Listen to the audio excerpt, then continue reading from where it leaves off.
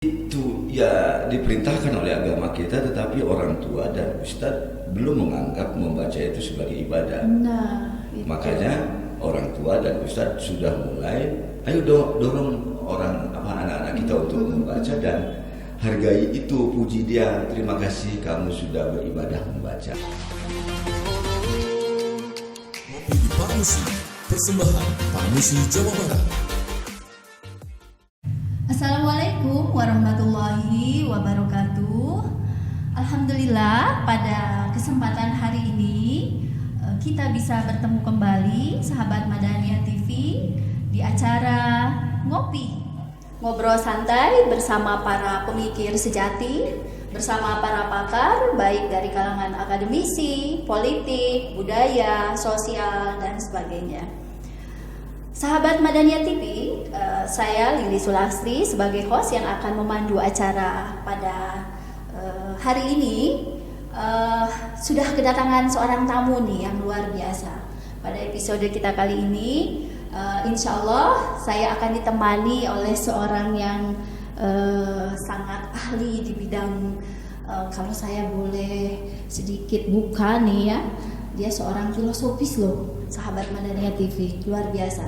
Assalamualaikum Pak Bambang Ki Anis. Waalaikumsalam warahmatullahi wabarakatuh. Ini luar biasa, namanya sebenarnya sudah sangat termasyhur gitu ya di jagat media sosial. Setiap kali mendengar nama Bambang Ki Anis, nah itu kan yang kerennya itu, wah orang sudah mulai bergetar. Dia seorang filosofis, seorang yang sangat concern di bidang sofistik gitu ya, dan banyak hal. Yang lebih menarik lagi, beliau ini tidak hanya seorang akademisi yang mengajar di kelas saja, sahabat Madaniyah TV, tapi juga seorang penulis yang luar biasa. Saya masih ingat nih sedikit nih Mas Bambang, saya panggil Mas Bambang ya, karena memang kita sudah kenal lama ceritanya. Oke, di tahun 2010 tahun terakhir, karya beliau ini luar biasa, banyak sekali. Sampai saya harus ngejar-ngejar beliau ini, Mas Beki ini, untuk dapetin tanda tangan, itu luar biasa. Padahal kita satu alma mater ya, satu pekerjaan. Karena saking banyaknya tulisan yang dibuat dalam bentuk buku, eseis, cerpen, dan sebagainya. Jadi itu luar biasa buat saya, sampai kita harus cari Mas Beki ini, Mas Beki yang di UIN bukan nih? Nah itu yang saya tahu. Apa kabar nih? Apa saja kegiatannya hari ini? Atau mungkin sedang concern di kegiatan apa nih yang bisa disampaikan ke sahabat Madaniyah TV? Ya, terima kasih. Pertama senang bisa diundang di Madaniyah TV, platform yang cukup keren, pilihan yang cukup keren untuk Parmusi. Selamat untuk persaudaraan Muslim Indonesia. Ini pilihan yang tepat pada saat ini. Mulanya saya ragu-ragu ini apa, ternyata ini ormas yang cukup keren. Kegiatan saya akhir-akhir ini ya mengajar yang pasti ya, mengajar, kemudian nulis pasti masih, karena itu aktivitas sehari-hari. Kalau apa Mas tulisan terakhir kira-kira boleh saya tahu? Kalau tidak salah nih dapat bocoran, katanya ada tulisan yang sangat bagus sudah dalam bentuk buku, judulnya Teologi Corona ya. Keren banget itu. Dari judulnya itu udah menarik banget loh. Boleh sedikit aja bocorannya supaya nih sahabat Madaniyah TV tertarik. Emang bisa gitu. Ya. Corona ada teologinya. Gitu. Harus ada. Jadi dalam pemikiran Islam itu segala sesuatu yang terjadi di lapangan dalam kehidupan sehari-hari harus dikaitkan dengan iman. Nah, ketika pembicaraan corona dikaitkan dengan iman, saat itu disebut sebagai teologi. Jadi sebenarnya buku itu sangat sederhana, bagaimana membicarakan teologi terkait dengan keimanan kita. Apakah keimanan kita tambah naik atau turun pada saat panik menghadapi corona? Bagaimana caranya menghadapi corona tapi iman kita tetap naik? Nah itu kira-kira bocoran dari buku. Sudah rilis bukunya Mas Beki? Belum. Sebenarnya ada satu lagi buku yang disiapkan untuk Rabiul Awal pada bulan Maulud besok. Itu sebenarnya kumpulan tulisan menjelang Maulid ya? Ya, ada satu buku judulnya Surat Cinta untuk Nabi Muhammad. Subhanallah, keren sekali itu judulnya. Itu tulisan sejumlah mahasiswa yang sebenarnya tugas perkuliahan, tetapi formatnya akan publish ke umum sehingga yang lain juga bisa melakukan. Karena itu pemancingnya kita buat buku itu Surat Cinta untuk Nabi Muhammad SAW yang akan dipublish pada Maulud besok. Jadi memberikan petunjuk kira-kira atau contoh bagi publik, gini loh cara merayakan Maulid Nabi. Gitu. Luar biasa. Jadi selain menjadi akademisi, penulisnya masih sangat produktif. Kalau tidak salah, saya seringkali stalker. Saya juga stalker nih, rekan-rekan sahabat Madaniyah TV. Beliau ini juga seorang pemerhati yang fokus di bidang pendidikan ya. Saya lihat di situ ada platform TV Madrasah, ya itu keren banget gitu. Kerjasamanya dengan siapa sih Mas?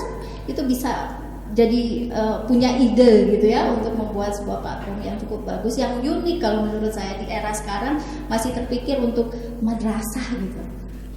Sesuatu untuk madrasah. Ada aktivitas lain selain saya menjadi dosen, saya menjadi ketua pusat pengembangan madrasah untuk wilayah provinsi Banten, Jawa Barat.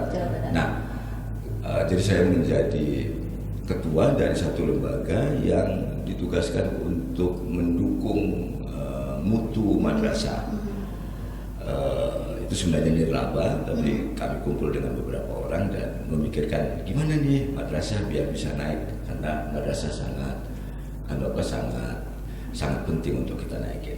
Oke, tadi kita sudah sedikit berbincang terkait dengan banyaknya ide dan gagasan yang timbul, yang dihasilkan begitu, sehingga dibuat dalam berbagai banyak jenis buku. Nah, bagaimana caranya melahirkan atau meng-create ide-ide bagus, brilian yang luar biasa itu, Mas Beki? Atau ini adalah sebuah orang bilang bawaan lahir gitu kan? Atau mungkin enggak, belajar dulu kok, ada tahapannya sampai di titik ini. Boleh di-share ke sahabat Madaniyah TV. Al-Quran itu ada satu ayat yang menyatakan nun wal qalami wa ma yasturun. Nun wal qalami wa ma yasturun. Itu ayat Al-Quran. Yang sebelumnya ada Iqra. Nah, dua ayat ini, Iqra dan nun wal qalami wa ma yasturun, dua ayat yang sering diabaikan. Padahal sebelum jatuhnya perintah sholat misalnya, yang pertama kali perintah membaca. Kemudian tengah-tengahnya perintah menulis itu, nun wal qalami wa ma yasturun. Nah, mestinya umat Islam itu rajin membaca, rajin menuliskannya, baru kemudian imannya akan bertambah kuat, sehingga nanti pada saat melaksanakan ibadah yang lain seperti sholat, penghayatannya menjadi semakin baik. Nah, jadi menulis itu mestinya habitnya kaum muslim. Menulis itu habitnya kaum muslim. Kalau sejak awal kita menganggap menulis dan membaca sebagai habitnya kaum muslim, maka sebenarnya tidak ada yang istimewa. Setiap hari, misalnya saya setiap hari sebelum tidur pasti akan menuliskan apa pikiran yang mampir, apa ada waktu khusus nggak tuh? Sebelum tidur aja kira-kira. Sebelum tidur sisihkan 10 atau 15 menit, tuliskan kegelisahan yang mampir di kepala kita. Misalnya pulang dari kantor ketemu pengemis di jalan, kita pengen nyumbang tapi terlalu banyak pengemisnya, misalnya itu kan merepotkan, terus kita tuliskan banyak pertimbangan ya. Banyak pertimbangan, kita tulisin aja tulisannya di bisa di diary, bisa di satu file kita, misalnya di hari ini ketemu dengan pengemis, harusnya kita menyumbang. Islam memiliki kewajiban untuk bersedekah, tetapi kok nggak selesai juga. Mungkin baru segitu dia nulis, tapi jika itu disimpan, besoknya lihat lagi akan muncul gagasan baru. Besoknya lagi kita lihat lagi, kita akan teringat, oh ya ini dengan ayat anu. Besoknya lagi, oh ini dengan teori anu, dan seterusnya. Jadi satu hal yang kita temukan bisa menghasilkan satu tulisan yang utuh, bila itu kita punya disiplin menulis. Nah, jika itu yang dilakukan, maka menulis sebenarnya sesuatu yang gampang, sesuatu yang mudah, bukan sesuatu yang istimewa. Sayangnya umat Islam tidak menganggap membaca dan menulis sebagai ibadah. Misalnya Mestinya bayangan saya sih sederhana. Sapaan kita itu tidak cuma sekedar sudah sholat belum misalnya, tapi setelah sudah sholat itu sudah baca buku belum? Belum, oke. Sudah menulis Teruskan belum? dengan aktivitas lainnya yang menunjang ya. Sama dengan sholat, walaupun bedanya sholat menjadi rukun di Islam, menulis dan membaca itu ada dalam Al-Quran, diperintahkan oleh Tuhan. Ya, Iqra misalnya, itu kan perintah, bacalah gitu. Maka sebenarnya jika ada anak kita membaca itu juga ibadah. Jadi idenya sebenarnya baca Al-Quran deh banyak ya. Iya, di Al-Quran banyak perintah faktubu, tuliskanlah dan sebagainya ada. Jadi ke depan mestinya misalnya bisa sahabat Madani yang memulai untuk pertama orang tua menghargai deh kalau anaknya lagi membaca, ya udah itu ibadah, jangan anggap ini baca buku mulu kapan ibadahnya. Tapi justru bagus harusnya Mas Beki. Sekarang ini kalau lihat dari situasi anak-anak muda sekarang, anak-anak kaum milenial lah gitu ya. Kita kan pertengahan nih. Ada di tengah-tengah, minat baca berdasarkan hasil survei masih justru jauh melorot gitu. Nah ini mencermati minat baca masyarakat kita ini bagaimana? Padahal itu sudah tegas-tegas diperintahkan dalam agama kita. Itu ya diperintahkan oleh agama kita, tetapi orang tua dan ustadz belum menganggap membaca itu sebagai ibadah. Nah, makanya orang tua dan ustadz sudah mulai, ayo dorong anak-anak kita untuk membaca dan hargai itu, puji dia, terima kasih kamu sudah beribadah membaca. Terima kasih kamu sudah beribadah menulis misalnya. Jadi jadikan itu sebagai kegiatan beribadah. Karena perintahnya jelas ada dalam Al-Quran. Perintahnya jelas, Iqra, kemudian ada Nun wal qalami wa ma yasturun dan seterusnya. Nah, itu misalnya menjadi tradisi, pernah menjadi tradisi dalam hasanah intelektual Islam, hasanah peradaban Islam. Umat Islam itu terus-menerus menulis. Al-Ghazali bilang, kalau kamu bukan anak raja, menulislah. Karena menulis itu membuat kita akan panjang umur, akan dikenang sepanjang masa.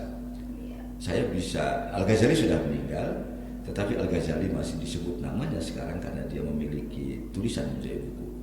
Banyak sekali karyanya. Ya, tapi ada banyak orang mungkin yang lebih pintar ketimbang Al-Ghazali, teman sepesantrennya bisa jadi, tapi karena dia tidak menulis, dia dilupakan. Mungkin hanya dikenang oleh anaknya, tapi tidak dikenang oleh yang lain. Nah, jadi kalau mau abadi sebenarnya, kalau kita mau terus-menerus hidup 1000 tahun lagi, tinggalkanlah tulisan. Oke. Luar biasa. Nah, saya ingin tanya nih Mas, sudah berapa banyak buku-buku yang pernah Mas Beki tulis dari awal karir menulis sampai sekarang? Kira-kira kalau di counting sampai ada berapa kira-kira?